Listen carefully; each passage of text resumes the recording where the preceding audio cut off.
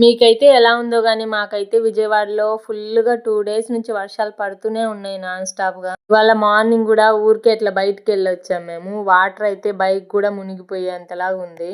అయితే మా ఇంట్లో వాళ్ళకి కొద్దిగా క్రంచీగా, స్పైసీగా ఏమన్నా తినాలనిపిస్తుందంట. అందుకని బొరుగులు మిక్చర్ చేస్తున్నా. ఎలాగో చేస్తున్నా గదా! ఇంక మీకు వర్షం పడితే బాగా యూజ్ ఉంటదని ఈ వీడియో అప్‌లోడ్ చేస్తున్నా. ఫస్ట్ అయితే బొరుగుల్ని క్రంచీగా నలిపితే పొడయ్యేలాగా ఫ్రై చేసుకోండి. తర్వాత వేరుశనగపప్పు, కరివేపాకు, ఆనియన్, గార్లిక్. తర్వాత జీలకర్ర, ఉప్పు, కారం, పసుపు.